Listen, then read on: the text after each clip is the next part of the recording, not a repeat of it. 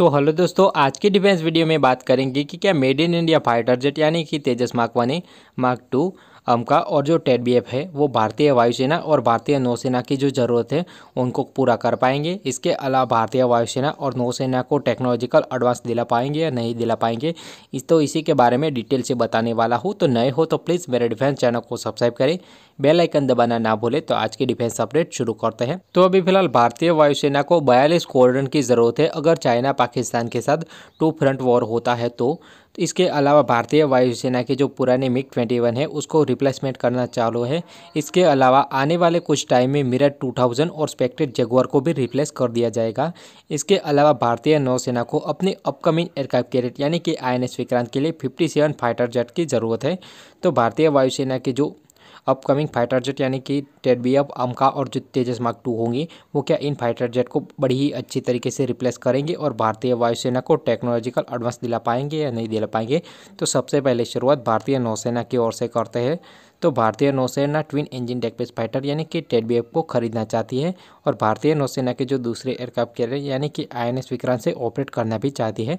तो अभी फिलहाल भारतीय नौसेना मिग-29K को यूज़ कर रही है जिसका maximum take off weight 23 ton के आसपास है, पर जो टेडबीएफ होगा उसका मैक्सिमम टेक ऑफ वेट 24 से लेकर 27 टन के बीच रहने वाला है। तो यानी कि मैक्सिमम टेक ऑफ के मामले में भारतीय नौसेना को बहुत ही ज़्यादा एडवांस मिलने वाला है। इसके अलावा बात कर लेते हैं कि जो twin engine deck based fighter होगा वो मिग-29 के मुकाबले बहुत ही ज़्यादा टेक्नोलॉजिकल मामले में एडवांस होने वाला है, क्योंकि टेडबीएफ में कई 5th जनरेशन की टेक्नोलॉजी भी इंस्टॉल होने वाली है। तो टेडबीएफ टोटली 5th जनरेशन का फाइटर जेट नहीं होने वाला है, पर कई टेक्नोलॉजी 5th जनरेशन की होने वाली है। तो अब बात कर लेते हैं भारतीय वायुसेना की। तो भारतीय वायुसेना में दो कैटेगरी में सबसे ज़्यादा फाइटर जेट्स की ज़रूरत है। तो एक है लाइट कैटेगरी और एक है मीडियम कैटेगरी। तो लाइट कैटेगरी में मिग-21 को रिप्लेस करा है अभी फिलहाल तेजस मार्क और मार्क 1। इसके अलावा मीडियम कैटेगरी में बात करें तो भारतीय वायुसेना को अभी मिराज 2000 और स्पेक्टर जगुआर के रिप्लेसमेंट में अभी भारतीय वायुसेना सोच रही है कि तेजस मार्क 2 को इंडक्ट किया जाए। और अभी फिलहाल जो भारतीय वायुसेना के नए प्रमुख है वीआर चौधरी, उन्होंने तेजस मार्क 2 के इंडक्शन के बारे में कुछ भी नहीं कहा। उन्होंने एमआरएफ, अमका और जो तेजस मार्क 1 है उसके बारे में चर्चा की, पर जो तेजस मार्क 2 है उसके इंडक्शन के बारे में कुछ भी चर्चा नहीं की। तो अब बात कर लेते हैं 5th जनरेशन को लेकर। तो अभी फिलहाल भारत अपनी वायुसेना में अमका नाम का 5th generation fighter jet induct करना चाहता है। तो 2024 में इसका प्रोटोटाइप बन के तैयार हो जाएगा और 2025 से एएमसीए की टेस्ट फ्लाइट चालू कर दी जाएगी।